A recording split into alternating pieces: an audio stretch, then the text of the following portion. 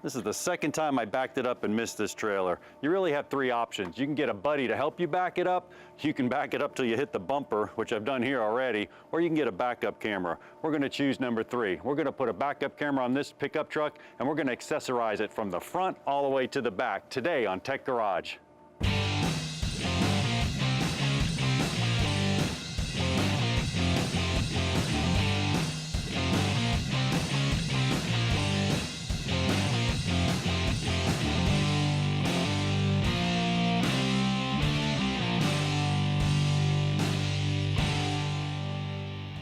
Welcome to Tech Garage, presented by Advance Auto Parts. Now, there's a lot of cool accessories you can put on your vehicle, and we're going to address quite a few of them right here in our Dodge Ram pickup truck. We're going to start at the rear of the truck. We're going to work our way all the way to the front, and you know this truck's going to look good. And John, this truck is a prime candidate for some functional upgrades and accessories. At this stage of the game on a 2009 truck with high mileage, a lot of people tend to trade in the vehicle or replace it to get something new to them.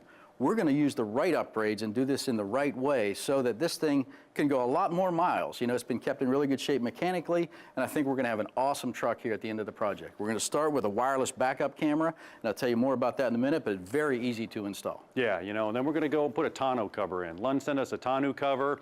You know, the bed's in pretty good shape. It's got a bed liner. You can put and haul whatever you want in there. You may want to go get an air compressor, whatever it is, but it's going to fit in there. It's going to tow with it, and it's going to look good. Functionally beneficial. You know, we've got eyes behind the vehicle with the camera. We also want better vision down the sides of the vehicle once we're out on the road towing. So we're going to install new side mirrors that are actually a lot wider and give you better visibility down the fenders and the full length of the trailer, so anything we haul, we can be safer as we do it. We'll head to the front of the truck. We actually have a Lund bull bar that's going to go on the front. You know, I love to look at those Dodge grills and the beefiness of them and how it is, so it's going to protect the grill first and foremost, but we also have some cool LED lighting that goes right in there. It's actually right from Lund. It's going to light up miles ahead. You're not going to have any problem with visibility. I love those new LED lights. We're going to cap it off with some new Nerf bars that Lund gave us that go on the sides of the vehicle. And of course, anybody can install these. And we're going to show anybody how they can take that project and be a little bit smarter about it. Yeah, and I got a big surprise coming a little bit later that's really going to make it look good. But here's the deal. All that stuff's modular. You can take it off. This truck's been across the line. You can use it on the same Dodge pickup trucks. But you know, this owner, he actually loves this truck. So like you said, when he walks out in the morning, it's going to be like a brand new truck. I can't wait. I got some wiring to do. I'm going to go ahead and get this rear camera installed. Well, while you do that, I want to teach you on some good wire practices, so I'm going to head over and set up that demo. So the first thing is the rear camera here from Peak just uses the license plate mounting bolts to install it. The bracket goes in very easily, but we've got to power this camera. So we're going to do that by tapping into the reverse bulb here.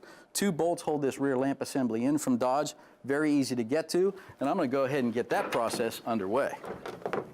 Now let's establish some good wiring practices.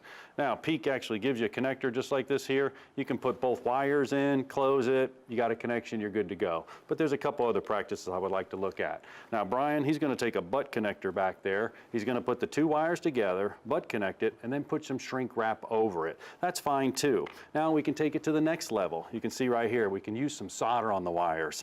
This one actually has 3 connections here. You got a Western Union, you got a pigtail, and you got a T-type, but they're all soldered. And we'll go over here and put a butt connector together with some shrink wrap, and we'll solder it. So you'll have a foolproof, no resistance in the wire at all cable. And I'll show you how to do that. And what I did is I just took the actual butt connector here, and I like to just get the center portion out of it. So I'll take this little punch and I'll hit down on it, knock it down to the other side. When I get it there, it's tricky. You can use a razor and cut it. It might be a little more dangerous. Then what I'm going to do is take my pliers, hold on to the plastic portion, and then I'm just going to hit down on the pliers lightly, and hopefully the centerpiece will come right out. And that's what we're looking for. And we're going to use that to actually catch our solder. So what I'm going to do is I'm going to take that, we'll put it on our wire right here. When I put it on our wire, I can go ahead and put the wire on the other side, and we're going to heat it up. So what I'm going to do is I'm going to fire up this torch. And then what we can do is I'm going to use this little arm here to position it into the heat. Now, solder is pretty cool. If you use rosin core solder for electrical, what I'm going to do is I'm going to put it on there, and you'll see the solder will actually wick towards the heat source. So there it goes. It's starting to fill it up. You can see it go in there. So what's happening? Well, the solder is making a complete joint all the way through there. All right. Once we do that, you get that joint filled up. I'll take my heat source away. When I take my heat source away, I'll just come over here and put a cold rag or damp rag on it. And what that's going to do is actually, that's it. You can't pull that apart. That's a tight wire connection, and there's going to be no resistance. Now to finish it off, I'm just going to get some shrink wrap, come over with my shrink wrap, put my shrink wrap on. Now if you have a connector, make sure you put the shrink wrap on first. Come over the wire harness itself, and then I'm going to protect any of that bare wire right there. Take my heat source once again, and I'm just going to heat up that shrink wrap. Now why do I want to do that? You may be dealing with computer circuits, you may be dealing with some low amp circuits. Right there, now I got a beautiful wire harness that has absolutely no resistance from one side to the other. It's not going to come apart. What you don't want to do is butt connect one that looks like this right here. You got all the wires out because the electricity is not going to flow through it. Our camera may not work proper, but once Brian gets that all taken care of, our camera is going to be in good shape. That is great advice. All right, the rear backup camera here from Peak, 2 mounting bolts. I mentioned the license plate. I've got the second one in, got it snug. Go back and make sure we're good. Now, when you're installing a rear backup camera, a couple things to be considerate of. It's easy work, but you want to make sure that the tailgate clears. So as I look down here, I got plenty of room, over an inch of clearance. We're not going to disturb the camera. We're in good shape. We've got the wiring for the camera that's going to the lamp assembly run out of the way. It's not going to get pinched in the tailgate. There's no metal to wire contact anywhere along the way.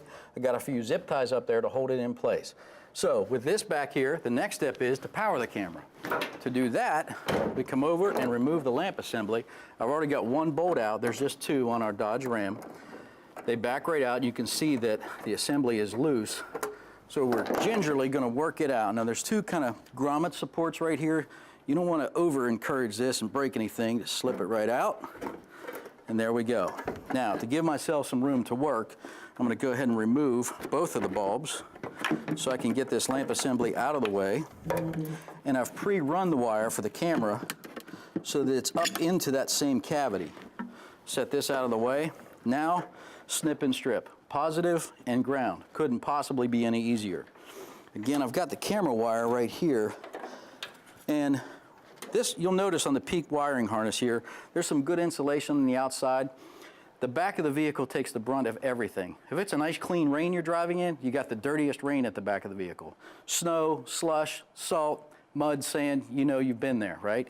So anywhere you've got an electrical connection, you want to make sure it's really well insulated and really well protected. This has a nice coating on it. Otherwise, I've been known to use a piece of vacuum tubing or fuel line I've got lying around to create just a little bit of a barrier between any metal and wire contact. We're in good shape here. So I'm going to go ahead and snip the positive, give myself plenty of lead on either side here. Snip and snip. Set that out of the way, strip it down. Again, we're going to use good connectors here with some heat shrink. More insulation keeps the connection tighter and better, more uniform. Expose yourself enough wire here that you can get a connector crimped down really tight. That's why I like to have the lamp assembly out of the way so I can get some torque on that connection and make sure we're in good shape. Okay, so I got my copper exposed.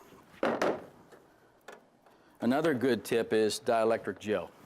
That's nice because it's an insulator back here. And again, you can never have too much insulation when you've got vehicle wiring at the back of the vehicle. So let me find my camera harness. We're going to come right through here. I'm going to go ahead and work that slack wire back down and use a zip tie and crimp it off underneath as well.